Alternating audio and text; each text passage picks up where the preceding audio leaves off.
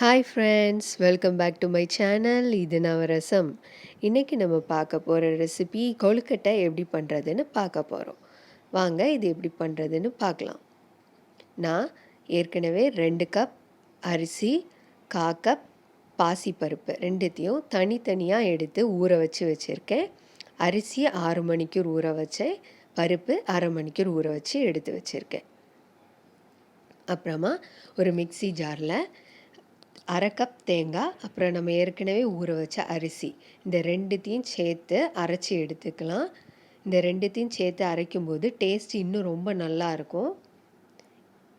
இந்த மாதிரி கொரன்னு அரைச்சி எடுத்துக்கலாம். ரொம்ப நைஸாக அரைச்சிடாதீங்க, அப்போ நல்லா இருக்காது.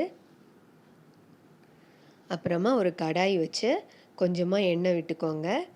எண்ணெய் நல்லா காஞ்சதும் கடுகு போட்டுடலாம். இதில் நீங்கள் உளுத்தம் பருப்பு, கடலைப்பருப்பு, கேஷ்யூ நட்ஸ் எல்லாம் போடலாம். நான் இன்றைக்கி அதெல்லாம் போடலை. அதெல்லாம் போட்டால் ரொம்ப நல்லாயிருக்கும். அப்புறமா கொஞ்சமாக ஜீரகம், கொஞ்சம் கருவேப்பிலை.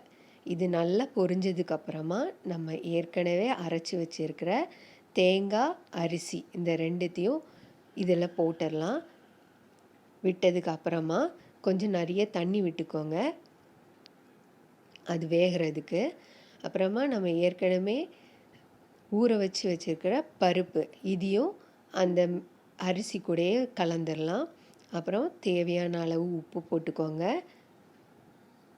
நான் ஒரு டேபிள் ஸ்பூன் முழு மிளகை இந்த மாதிரி பொடிச்சு வச்சுருக்கேன்.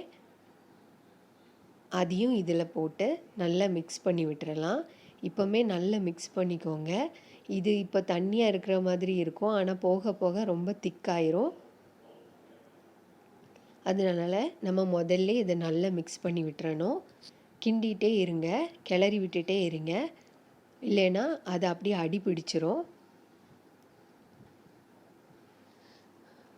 ஆன் அண்ட் ஆஃப் இதை விட்டு விட்டு கிளறிக்கிட்டே இருங்க.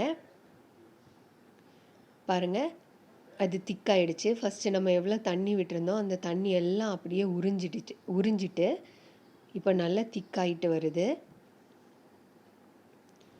அப்பப்போ கிளறி விட்டுக்கோங்க, இல்லைன்னா அடி பிடிச்சிரும். பாருங்கள், நல்லா திக்காயிட்டு இதை ஒரு 5லேருந்து 6 நிமிஷம் வரை நல்லா இந்த மாதிரி குக் பண்ணணும்.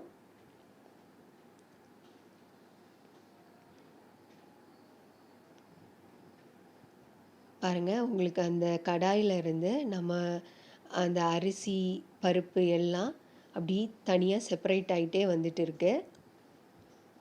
இப்போ நல்லா குக் ஆகிடுச்சு. கிளறி விட்டுக்கோங்க. இதுதான் கரெக்ட் கன்சிஸ்டன்சி. இதை நம்ம கொஞ்ச நேரம் ஆற விட்டுறலாம்.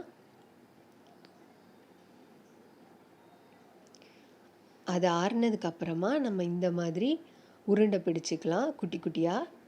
உங்களுக்கு என்ன சைஸ் வேணுமோ அந்த சைஸில் நீங்கள் உருண்டை பிடிச்சிக்கோங்க. உருண்டை பிடிச்சு நம்ம இது ஒரு தட்டில் எடுத்து வச்சிடலாம் இந்த மாதிரி.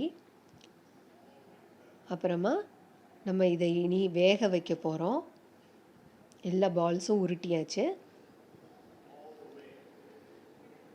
இனி நம்ம ஒரு இட்லி தட்டில் இந்த மாதிரி எல்லா கொழுக்கட்டையும் வச்சிடலாம்.